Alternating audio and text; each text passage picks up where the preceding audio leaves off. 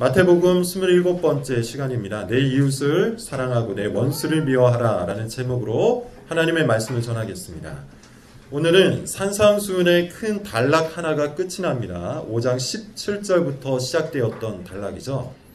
예수님께서는 율법을 폐하러 오신 것이 아니에요. 완전하게 하려고 오셨습니다. 그러므로 우리는 지극히 작은 율법이라도 받아야 하고 지켜야 합니다. 심지어 예수님은 서기관과 바리새인보다 더 나은 의를 우리에게 요구하시죠. 그리고는 6가지의 실제 사례를 갖고 설명을 해주십니다. 그 6가지가 뭡니까? 첫째, 살인하지 말라. 둘째, 간음하지 말라. 셋째, 이혼 증서를 주고 이혼하라. 넷째, 헛된 맹세를 하지 말라. 5번째, 눈은 눈으로 이는 이로 갚으라. 그리고 오늘 본문 6번째, 내 이웃을 사랑하고 내 원수를 미워하라. 바리새인은 이 율법을 아주 교묘하게 왜곡했습니다. 마음과 생각에는 온갖 더러운 것이 가득하면서도 행동만 그럴듯하면 죄가 없다 이렇게 가르쳤어요. 율법의 틈을 찾아서 죄 짓고 싶은 욕망을 마음껏 채우고는 마찬가지로 죄가 없다 이렇게 가르쳤습니다. 율법의 엄중함을 가볍게 만들고서 괜찮은 척, 경건한 척, 진실한 척을 했어요. 복수심을 정당화하여서 자기 멋대로 이웃을 대했습니다. 그러면서도 나는 죄가 없다, 나는 옳다, 나는 틀리지 않았다 이렇게 믿었죠. 예수님은 이런 바리새인의 가르침을 정죄하십니다. 그리고 올바른 율법의 참된 의미를 해석해 주시죠. 여러분, 이것은 마치 거울을 깨끗하게 하는 작업 같은 겁니다. 김이 서려 있는 거울을 보면 어떻죠? 잘 안 보이죠? 왜곡되어 있는 거울을 보면 어떤가요? 잘생겨 보이죠? 바리새인은 율법을 비틀고 뿌옇게 만들어서 그 율법에 비친 자신의 모습을 보고는 의롭다고 착각을 했어요. 반면에 예수님은 무엇을 하신 겁니까? 때가 끼고 김이 서려 있는 거울을 깨끗하게 닦으세요. 왜곡되어 있는 거울을 바로 잡으신 겁니다.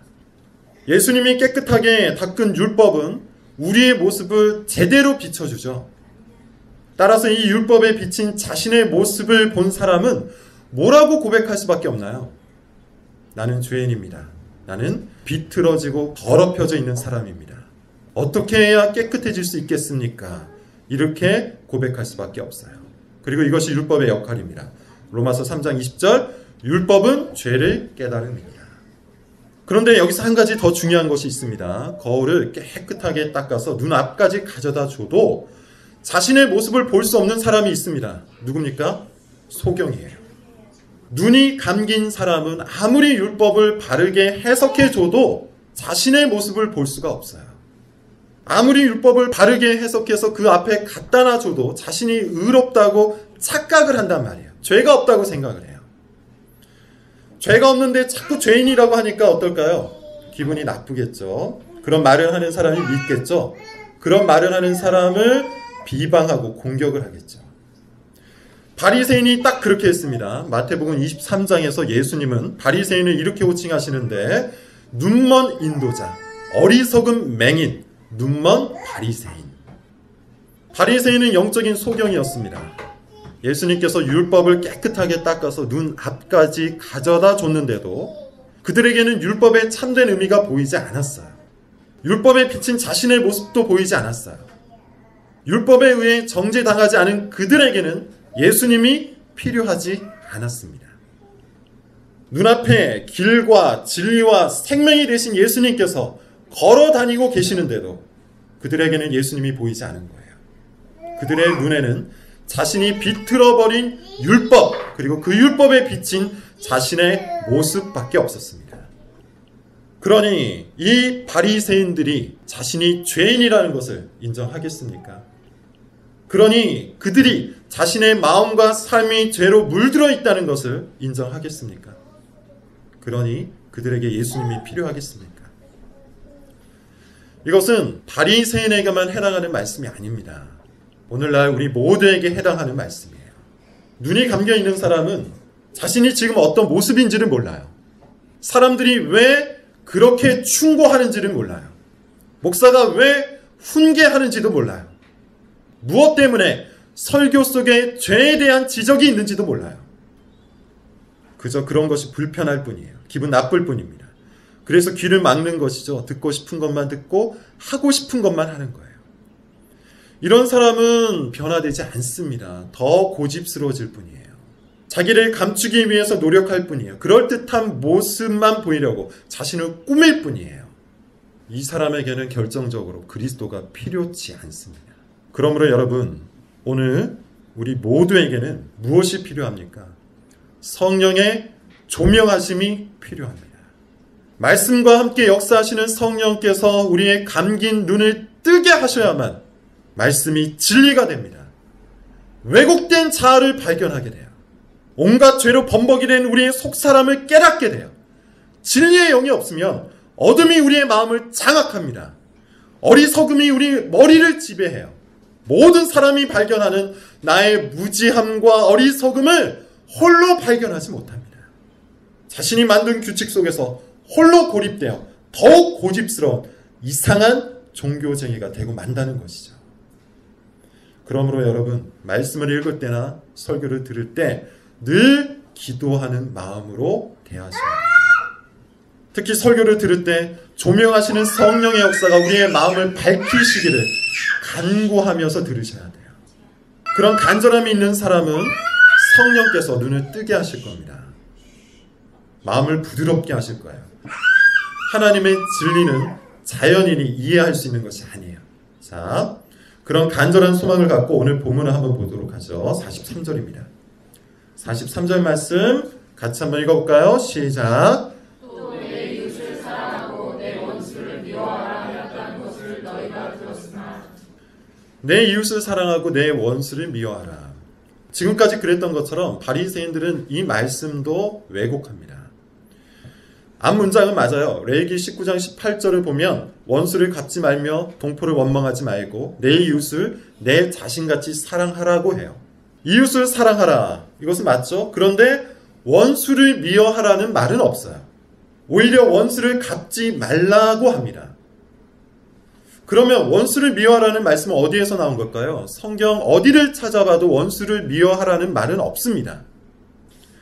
그럼에도 불구하고 바리새인들이 원수를 미워하라고 가르친 근거는 있어요.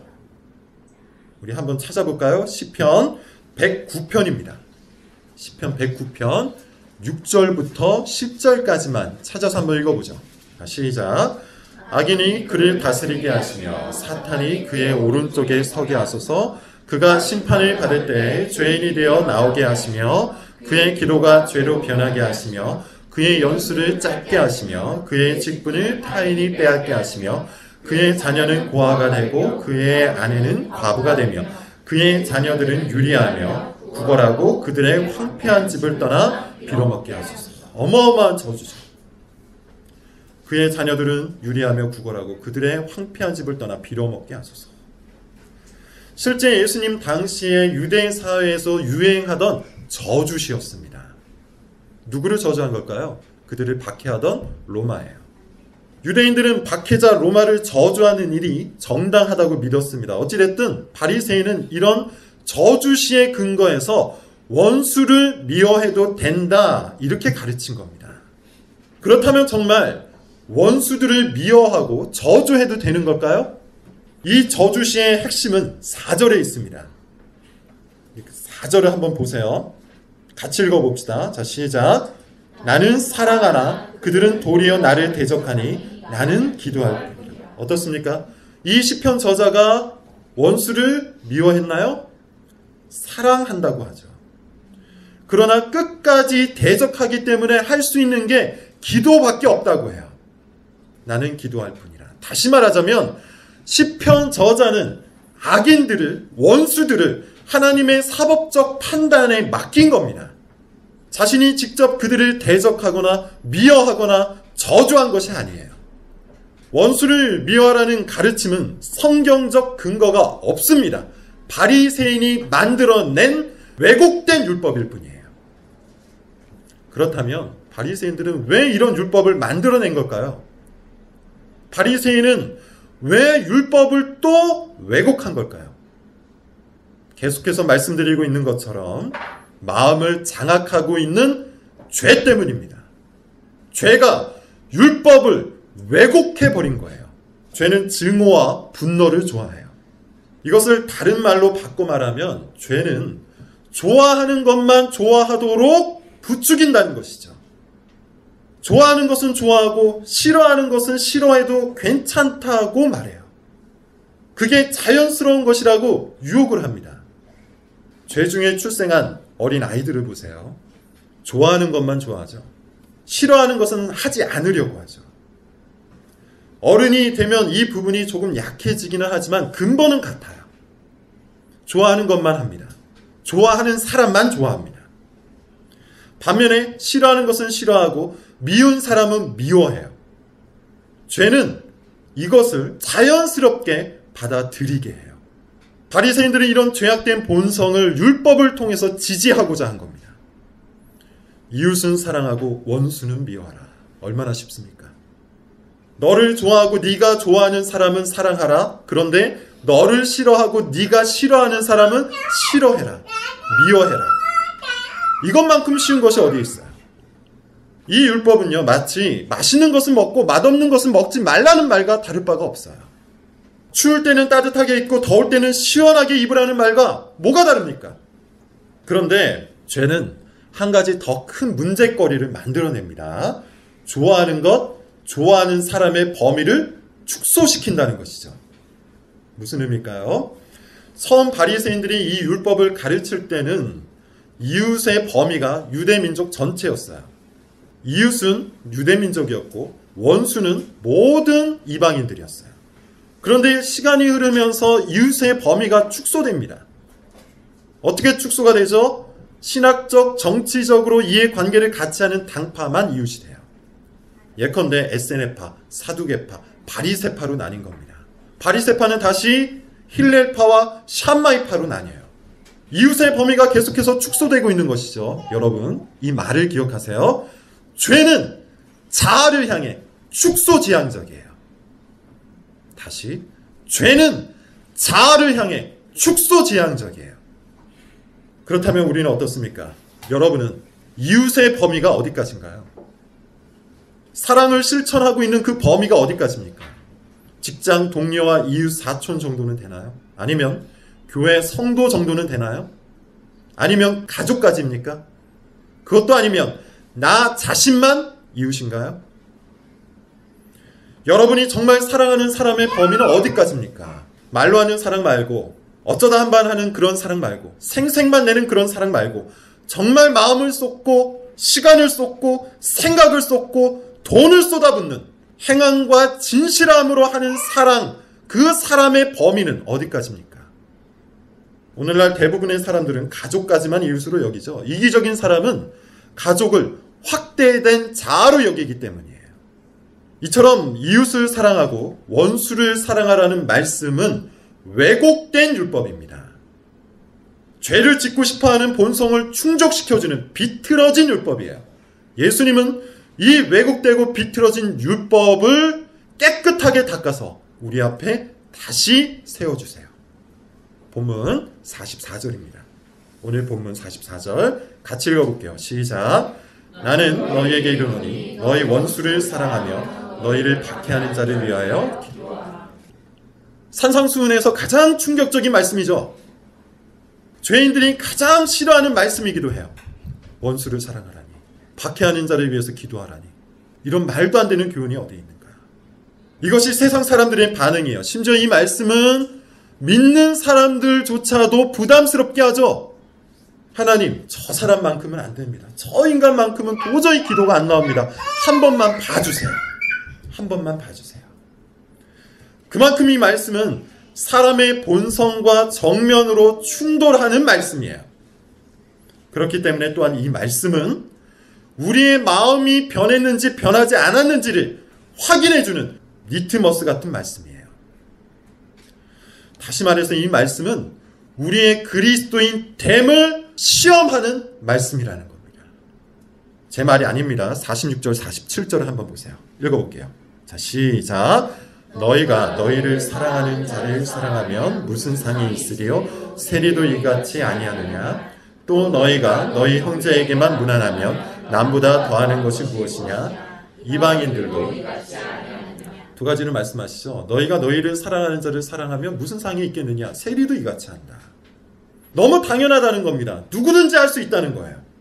당시 사회에서 세리는 가장 이기적인 존재로 평가를 받았습니다. 돈밖에 모르고 자기밖에 모르는 사람을 야, 너 세리 같다 이렇게 이야기했어요. 그런데 세리도 자기에게 잘해주는 사람에게는 잘해준답니다. 이기적인 사람도 자기를 사랑해주는 사람은 사랑한답니다. 그런데 여러분, 나한테 잘해주는 사람에게 나도 잘해주는 것, 그것이 신령한 일입니까? 그게 그리스도인 됨을 드러낼 수 있습니까? 나를 잘 섬겨주고 나에게 싹싹하게 대하는 사람을 좋아하는 것, 그게 거룩한 일입니까? 그게 하나님 나라의 백성됨을 드러낼 수 있습니까? 그럴 수 없다는 겁니다. 한 가지를 더 말씀하시죠. 형제에게만 무난하면 남보다 나은 것이 무엇이냐? 이방인도 그렇게 한다. 내 마음에 드는 사람에게만 친절을 베푼다면 세상 사람들과 다를 바가 없다는 겁니다. 자, 여러분 저를 보십시오. 이기적인 사람이 아주 크게 착각하고 있는 것이 있어요. 아주 잘못된 생각 하나가 있습니다. 나는 다른 사람 하기 나름이다 라는 생각이에요. 이게 무슨 말일까요? 나는 다른 사람 하기 나름이다. 내가 이렇게 반응하는 것은 다 너 때문이라는 거예요. 예컨대 이런 겁니다. 네가 나에게 친절을 베푸면 나도 너에게 친절을 베풀 수 있다. 네가 나에게 싹싹하게 대하면 나도 너에게 싹싹하게 대할 수 있다. 나는 얼마든지 그렇게 좋게 변할 수 있는 사람이다. 그러므로 지금 내 안에 미움이 있고 증오가 있다면 그건 네 탓이다. 네가 나를 이렇게 만든 것이다. 그러니 나는 잘못이 없다. 나는 네가 잘해줄 때까지 절대로 변하지 않을 것이다. 죄인들은 이런 생각에 사로잡혀 삽니다. 그런데 문제는 무엇이죠? 그리스도인조차도 이런 생각을 자연스럽게 받아들인다는 거예요. 이것은 세리도 하는 짓입니다. 이것은 이방인도 하는 짓입니다. 이것은 죄인이 하는 짓입니다. 맛있는 음식은 맛있게 먹고 맛없는 음식은 안 먹는 일을 누가 못합니까? 싫어하는 사람은 싫어하고 좋아하는 사람은 좋아하는 일을 누가 못합니까? 나에게 잘해주는 사람에게 나도 잘해주는 그 일 누가 못합니까? 이런 행동이 그리스도인 됨을 드러낼 수 있나요? 이런 행동이 성도의 신령함을 나타낼 수 있나요?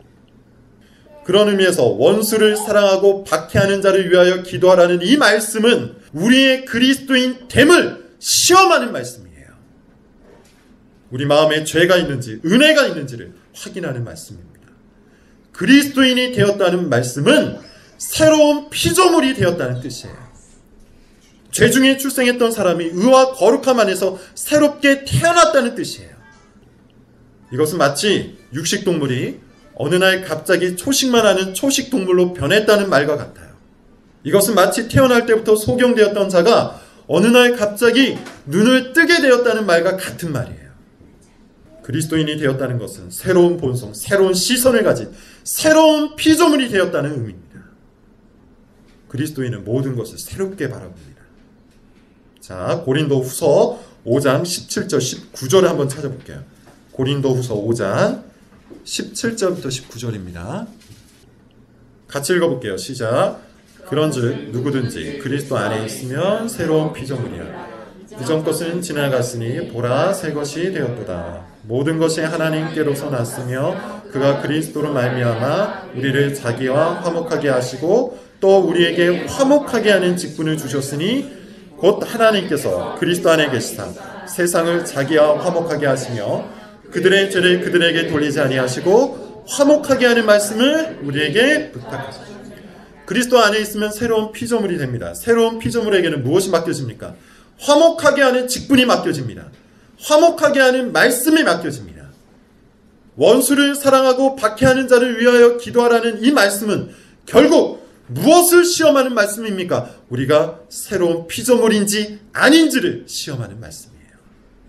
우리 마음에 하나님을 향한 사랑이 있는지 없는지를 확인해주는 말씀이라는 겁니다. 오늘 본문 45절이에요. 제가 읽을게요. 이같이 한즉 하늘에 계신 너희 아버지의 아들이 되리니 이는 하나님이 그 해를 악인과 선인에게 비추시며 비를 의로운 자와 불의한 자에게 내려주십니다. 하나님은 악인과 선인에게 빛을 동시에 비추십니다. 의로운 자와 불의한 자 모두에게 비를 내려주십니다. 하나님 아버지께서 그렇게 하신다면 그분의 자녀인 우리도 마땅히 사람을 가리지 않고 친절을 베풀어야 한다는 것이 예수님의 가르침이세요. 아들은 아버지를 닮기 때문이에요. 그러므로 원수를 사랑하라는 이 말씀만큼 우리의 그리스도인 됨을 가늠해주는 말씀이 없습니다. 자, 그럼 이제 우리에게 남겨진 것이 무엇일까요? 자녀로서 이 말씀 앞에 서는 거예요. 어떻게 하면 하나님 아버지를 따라 원수를 사랑할 수 있을까를 고민하는 거예요.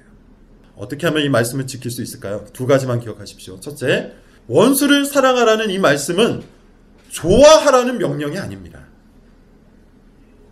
원수를 사랑하라는 이 말씀은 좋아하라는 명령이 아니에요. 예수님은 좋아하라고 명령하시지 않고 사랑하라고 명령하세요. 무슨 차이일까요? 좋아한다는 것은요, 기분과 관련이 있죠. 감정과 관련이 있고 취향과 관련이 있어요. 반면에 사랑한다는 것은 행동과 의지에 관한 겁니다. 제 말이 아니에요. 요한복음 14장 15절 너희가 나를 사랑하면 나의 계명을 지키리라. 너희가 나를 사랑하면 나의 계명을 지키리라. 예수님은 사랑의 기준을 계명을 지키는 행위에 두시죠. 물론 행동만 있다고 사랑은 아닙니다. 그 안에 기분도 있고 감정도 있어야 합니다. 그러나 사랑의 절정은 감정보다는 행동에 있고 기분보다는 의지에 있어요. 행동하지 않고 기분만으로 사랑할 수 없습니다. 행동하지 않고 생각만으로 사랑할 수 없어요. 사랑한다면 반드시 희생이 있고 섬김이 있고 헌신이 있어야 돼요. 그런 의미에서 원수를 사랑하라는 말씀은 원수를 향해 어느 날 갑자기 기분 좋은 감정을 가지라는 명령이 아니에요. 미워하던 사람을 좋아하라는 말씀이 아닙니다. 그렇게 할 수도 없고 그렇게 해서도 안 돼요.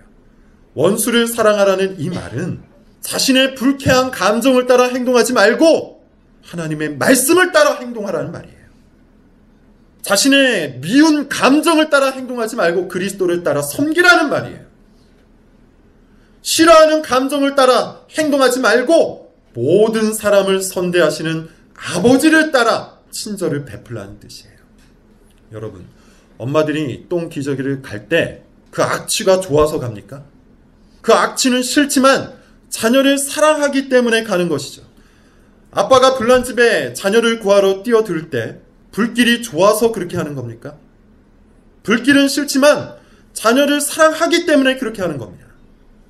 사랑하는 연인들끼리는 싫어하는 것도 기꺼이 합니다. 사랑한다는 것은 싫어하는 것에 지배를 당하지 않는다는 거예요. 다시요. 사랑한다는 것은 싫어하는 것에 지배를 받지 않는다는 겁니다. 사랑한다는 것은 기질과 취향을 뛰어넘고 기분과 감정을 초월하는 거예요. 그러므로 원수를 사랑하고 박해하는 자를 위해 기도하라는 이 말씀은 시도 때도 없이 찾아오는 감정이 아니라 변치 않는 말씀을 따라 행동하라는 명령입니다. 특별한 기준도 없이 변하는 내 기분이 아니라 영원하신 하나님의 율법을 따라 모든 이들을 선대하라는 명령이에요. 좋아서 하는 것은 누구든지 합니다. 하지만 사랑하는 것은 그리스도인만 합니다. 둘째, 원수를 사랑하라는 이 말씀은 반응하라는 명령이 아닙니다. 예수님은 반응하라고 명령하시지 않고 사랑하라고 명령하세요. 이것은 또 무슨 뜻일까요? 사람이 일을 할 때 언제 가장 신이 나죠? 반응이 있을 때죠. 열심히 일했더니만 돈을 많이 벌었어요. 신나겠죠? 최선을 다했더니만 인정을 받고 승진을 했어요. 얼마나 신납니까? 열심히 사랑하고 돌봐줬더니 성장하고 변화되었어요. 사랑할 만하겠죠. 사람은 보상을 받으면 신나서 일합니다. 반면에 아무런 보상이 없으면 힘이 빠지죠. 재미가 없어요. 이것이 사람의 본성입니다. 하지만 예수님이 말씀하시는 사랑은 그런 차원이 아니에요. 원수를 사랑했더니 그 원수의 마음이 극적으로 변화되면 얼마나 좋을까요? 그렇게만 된다면 원수를 사랑하는 일이 뭐 그리 어렵겠습니까? 원수 같은 남편을 사랑했더니 남편이 내 입맛대로 변해요. 원수 같은 직장 상사를 사랑했더니 그 상사가 용서를 빌어요. 만약 그렇게만 된다면 원수를 사랑하는 일이 뭐 그리 어렵겠습니까? 그냥 한번 원수 사랑해 보는 것이죠. 그러나 경험을 알듯이 그런 일은 거의 벌어지지 않아요. 원수는 원수의 모습 그대로 여전히 그 자리에 있습니다. 그러나 사랑은 그럼에도 불구하고 베푸는 거예요. 사랑은 상대에게 반응하지 않고 나 홀로 반응하는 거예요. 더 정확하게 말하면 사랑은 상대에게 반응하는 것이 아니라 하나님께 반응하는 거예요. 아는 분은 아시겠지만 제가 초등학교 때 저희 집안이 꽤 가난했습니다. 끼니를 걱정할 정도였어요. 저희 아버지가 채소랑 감자 같은 것을 자전거에 싣고 판매를 했는데 벌이가 시원찮은 날에는 그걸로 끼니를 때웠습니다. 그러던 어느 날 스승의 날인지 선생님 생일이었는지 기억은 잘 안 나는데 학생들에게 돈을 거둔 적이 있어요. 요즘에는 그런 일이 있으면 큰일 나지만 과거에는 관례였습니다. 집에 가서 엄마한테 말했는데 돈이 없으니 당연히 내지를 못했죠. 그랬더니만 돈을 내지 못한 사람이라고 제 이름을 칠판에 적고 일부러 호명을 하는 거예요. 대놓고 차별 대우를 하는 것이죠. 집에 가서 엄마 아빠한테 울면서 말을 했습니다. 그날로 엄마와 아빠가 채소와 감자를 잔뜩 싣고 선생님 집으로 찾아가셨어요. 그날 이후부터 선생님이 저한테 굉장히 잘해주셨습니다. 저희 엄마 아빠가 그 선생님에게 친절을 베푼 이유가 뭘까요? 그 선생님이 좋아서 그렇게 한 걸까요? 그 선생님이 우리 부모님에게 싹싹하게 잘 대해줘서 그렇게 반응하신 걸까요? 아니죠. 이유는 딱 한 가지입니다. 저를 사랑하기 때문에 그 선생님에게 친절을 베푼 거예요. 저희 부모님은 그 선생님께 반응한 것이 아니라 저에게 반응한 겁니다. 마찬가지예요. 우리가 싫어하는 사람을 사랑해야 하는 이유는 그 사람의 반응 때문이 아닙니다. 하나님 때문입니다. 우리가 싫어하는 사람에게도 친절을 베풀어야 하는 이유는 우리가 하나님을 사랑하기 때문이에요. 결론을 맺겠습니다. 불을 붙이면 가짜 가죽과 진짜 가죽이 구분이 돼요. 가방에 물을 뿌리면 명품인지 짝퉁인지 확인할 수 있어요. 마치 그런 것처럼 원수를 사랑하고 박해하는 자를 위하여 기도하라는 이 말씀은 우리의 믿음을 가늠하는 잣대가 됩니다. 이 말씀 앞에서 성도는 자신이 진짜인지 가짜인지 확인할 수 있다는 거예요. 그렇다면 여러분 어떻습니까? 좋아하는 사람은 좋아하고 싫어하는 사람은 싫어합니까? 나에게 싹싹하게 잘 대해주는 사람은 좋아하고 나를 불편하게 하는 사람은 싫어합니까? 그것은 죄인도 할 수 있는 일이에요. 누구든지 할 수 있는 일이에요. 그러므로 제가 여러분에게 드릴 수 있는 권면은 이겁니다. 내 안에 불쑥불쑥 찾아오는 미움과 증오가 있다면 나를 영원히 선대하시는 그리스도의 사랑을 묵상하십시오. 아무 자격이 없는 나에게 사랑과 친절을 한없이 베푸시는 하나님의 사랑을 묵상하십시오. 오늘도 나를 돌보시고 먹이시고 인도하시는 하나님의 은혜를 깊이 생각하십시오. 삼위 하나님의 사랑에 반응하는 것만이 원수를 사랑할 수 있는 유일한 힘입니다. 원수를 사랑하고 너희를 박해하는 자를 위하여 기도하라. 이 말씀대로 일주일 동안 사시는 우리 교회 성도님들이 되시기를 주님의 이름으로 부탁합니다. 기도하겠습니다.